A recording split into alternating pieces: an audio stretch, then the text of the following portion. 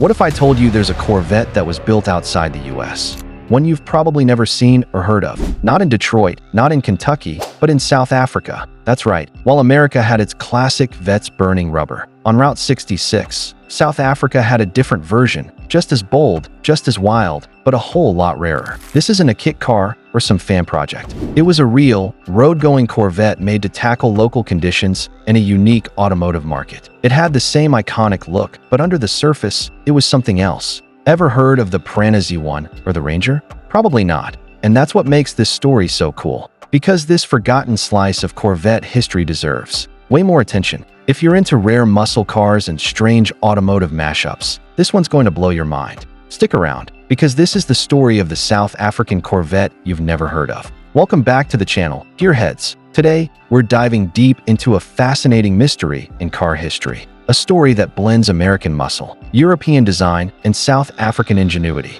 We're going to explore how the Corvette name and its iconic shape took a detour to the Southern Hemisphere. You'll learn how global politics, local manufacturing laws, and a bit of rebellious engineering gave birth to a Corvette that's both familiar and strange. We'll look at who built it, why it existed, and what made it so different from the one we know. Along the way, we'll uncover weird facts, rare photos, and even some forgotten race history. And don't worry, you don't need to be a car expert. We'll keep it simple, fun, and packed with cool info. So buckle up, hit that like button if you're into rare cars, and let's get into it. This is more than a car. It's a time capsule from a forgotten automotive world. Let's start at the beginning. Back in the 1960s and 70s, South Africa had a thriving but isolated car scene. Due to global sanctions and local import restrictions, foreign carmakers couldn't just ship in their models. To sell in South Africa, cars had to be assembled or even manufactured locally. This opened the door for small builders and strange hybrid vehicles. GM had a presence in South Africa,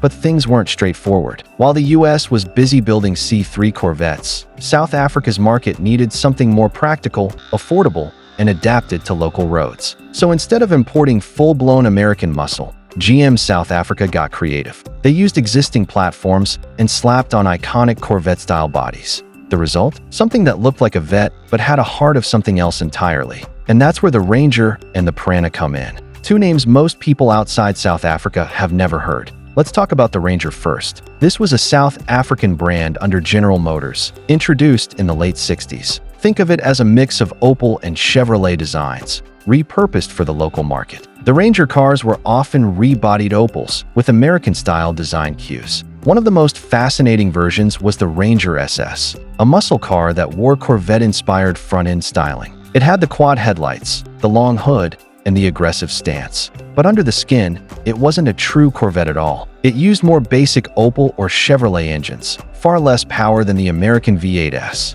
Still, it looked the part, and for many South Africans, it was the closest thing to a Corvette they could get. It was stylish, rare, and uniquely suited to local tastes. And that's just the start. Now here's where things get wild, the Prana Z1. This was a creation of Basil Green Motors, a performance shop that was basically South Africa's version of Shelby American. Basil Green was famous for turning boring cars into fire-breathing monsters. In the late 1960s, he teamed up with Intermeccanica, an Italian design house, and Ford. The result was a stunning sports car with the looks of an exotic and the power of a Detroit V8. That car was the Prana Z1, and it was built for the South African market. It had a lightweight body, sharp styling, and Ford's 5.0 L V8 engine under the hood. It could outrun most things on the road and looked like nothing else at the time. Some people even mistook it for a Corvette because of the similarities in shape. But this wasn't a clone, it was a true original. And only a handful were ever made. So why should we care about these obscure South African cars? Because they tell a story of adaptation, creativity, and passion. In a time when global trade was tricky,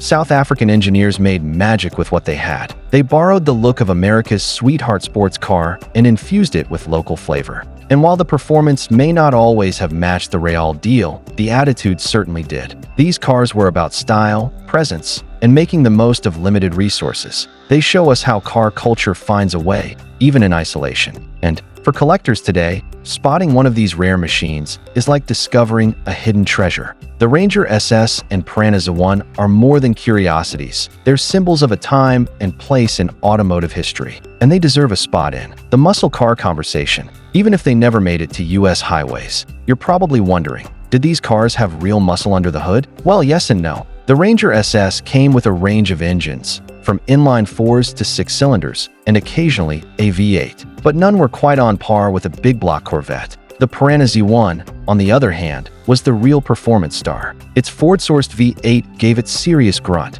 lightweight body, rear-wheel drive, and lots of torque. It could hit 0 to 60 miles per hour in under 6 seconds, which was blistering for the time. That made it a true street weapon in South African terms. It even competed in races, holding its own against international competitors. So while the Ranger was mostly about style, the Piranha was about speed. And both added something unique to the Corvette legacy. These cars also existed because of necessity. In the 1960s and 70s, South Africa was under heavy international sanctions. That made it tough to import luxury items, including performance cars. So companies like GM and Ford had to get creative. They set up local operations, tweaked designs, and built what they could with local parts. The result was a strange blend of international design and homegrown production. It wasn't just about making money, it was about keeping the car industry alive. And that's what gave birth to these one-of-a-kind creations. They weren't meant to be global icons, but they've become cult legends, all because of a unique political and economic situation.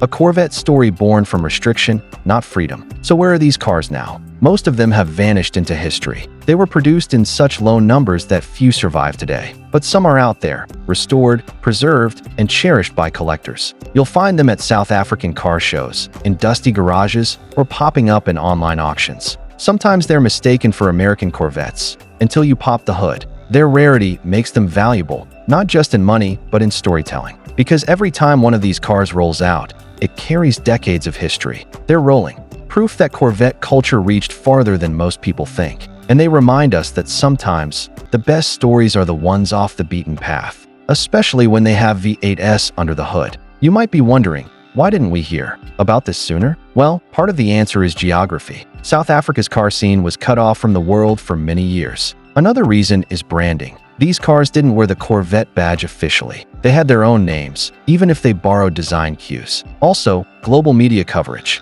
of South African cars was limited back then. No YouTube, no Instagram, just dusty car mags and word of mouth. But now, these stories are resurfacing. Thanks to passionate collectors and curious enthusiasts, we're piecing the puzzle together. And with every rediscovered car, a new chapter is added to Corvette history. So don't be surprised if you start seeing more of them online soon. So, the next time someone says they know everything about Corvettes, hit them with this. Tell them about the South African Ranger SS and the Piranha Z1. Talk about Basil Green, Intermechanica, and the V8 powered dream machines from Cape Town. Because Corvette history doesn't just live in Bowling Green, it lives all over the world. And these rare cars prove that automotive passion is a global thing. From the dusty roads of Pretoria to the garages of Johannesburg, muscle car magic took root. We hope this video opened your eyes to a whole new chapter of car culture. Let us know in the comments. Had you ever heard of these South African vets? And if you liked this video, give it a thumbs up and subscribe for more deep dives into car history. Thanks for watching,